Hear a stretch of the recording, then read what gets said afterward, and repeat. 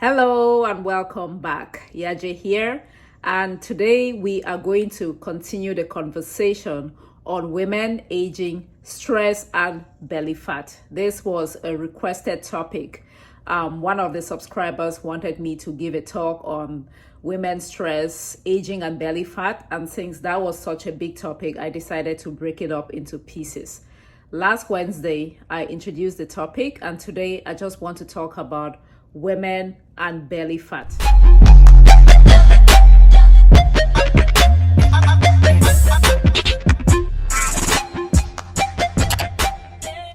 Before we get into today's video, just a quick reminder and a plea that you should register for that Leading Lady Conference.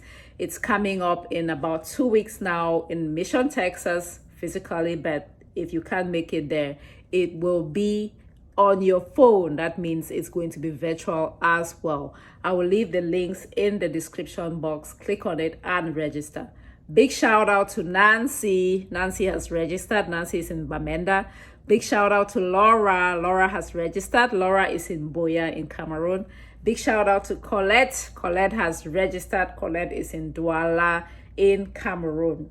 If you have not registered, please do so, and then let me know so I can give you a big shout out and say thank you for registering. This conference is important to me this year because I'm going to be making my debut as a conference speaker. Yeah, I'm going to be doing a little breakout session on being the 360-degree woman, the challenges that come with all of that, and how we can continue to prioritize self-care while wearing so many hats as the mom, the sister, the, whatever, the community, all the hats that we wear. How can we wear all of those hats and yet prioritize self-care? That's what I'll be talking about in my breakout session. So register, come, and let's have some fun. If this is your first time coming across my channel, hello and welcome. My name is YAJE and my passion is wellness and gardening, of course. So I share videos on wellness, any area. Could be a topic on health, it could be fitness, it could be mindset, and then gardening as well, because I believe that cultivating a garden is all part of that big healthy living puzzle. I'm here to encourage everyone, especially women, to take care of their bodies via eating right, via exercising, via taking care of their mental and emotional health as well. So if this type of content appeals to you, I hope you consider subscribing. And to you all, my returning subscribers, ever so grateful for your continuous support and encouragement. So let's dive into today's topic, women and belly fat. And you can take away that belly. Essentially, it's just women and fat. But belly fat is the type of fat that is not good. That's why we keep talking about belly fat. All fat is not good, but belly fat is especially bad. And what we define as excess fat around the midsection is when you have a waistline that is bigger than 35 inches if you are a woman, and for men, bigger than 40 inches. That's when it really starts to cause issues. So what are the issues with having excess belly fat? Health reasons, right? When you have excess belly fat, puts you at risk for a host of chronic health conditions like diabetes, high blood pressure, cancer, etc., etc. Reason number 2, vanity. You want to wear your mini minor, you want to wear your mini gown and your skinny jeans, and things don't just work well, right? So there's vanity reasons, and it is okay to have vanity reasons for wanting to be healthy and fit and slim. It is okay. And then reason number 3, financial. Yes, it's going to cost you money if you're thick around the waist. If you get sick, you're going to spend a lot of money. So as a woman, what makes us uniquely susceptible to being thick around the waist? The first thing, our hormones. Our hormones are different from male hormones, which is why we are female. Hello. And the hormone that gives us our unique curves is the hormone known as estrogen. Okay, so estrogen is the reason why we are female. And when estrogen is not in balance, when you have estrogen dominance, it begins to cause issues with fat loss, with depositing excess fat.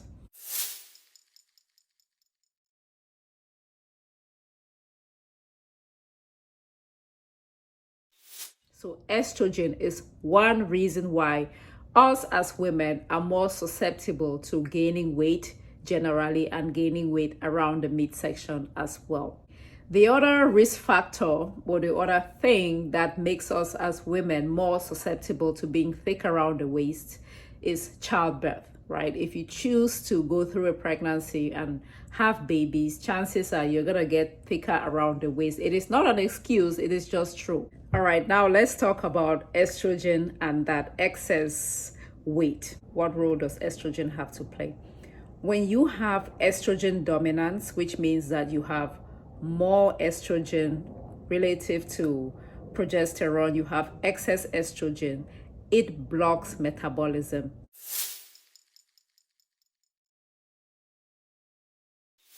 Estrogen blocks metabolism. So you can see how when you have an excess of estrogen, then your metabolism will not work right. And when your metabolism does not work right, you tend to experience either fat loss resistance or you just gain weight. And the tendency, especially as you age, is that weight is just going to go around your waist and make you thick around your waist. So the question now is, what causes estrogen dominance? Estrogen dominance has been linked to consuming conventionally raised meats.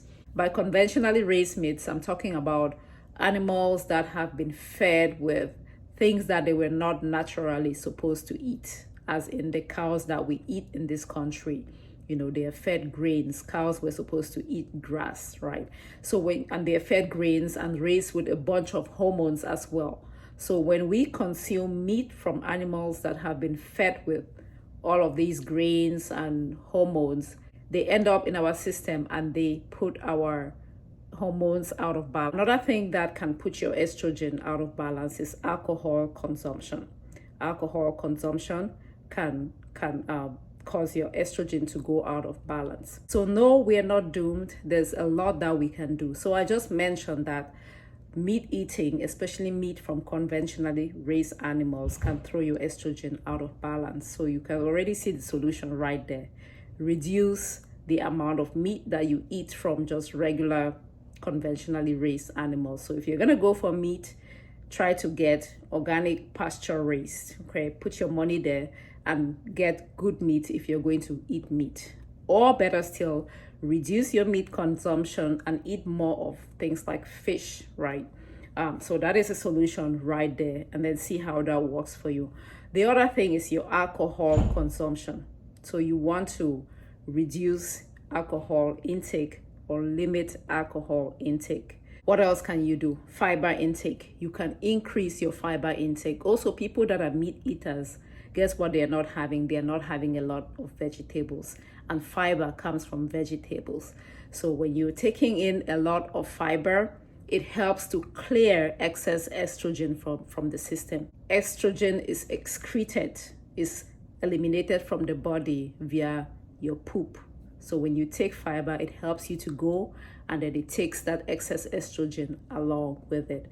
So those are just some of the lifestyle things that you can do to manage your estrogen better. So that's the little I wanted to share with you today. I hope the video was valuable.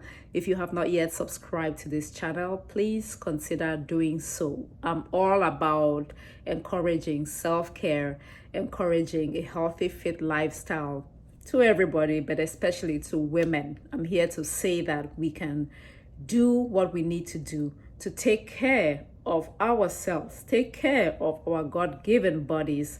That way, we feel more confident, we can do more in the world, and we can live longer to fulfill our dreams, our passions, or whatever. Without your health, you are nothing. So I'm here to encourage that. I thank you all so much for watching, and I will catch you next Wednesday with another wellness tip.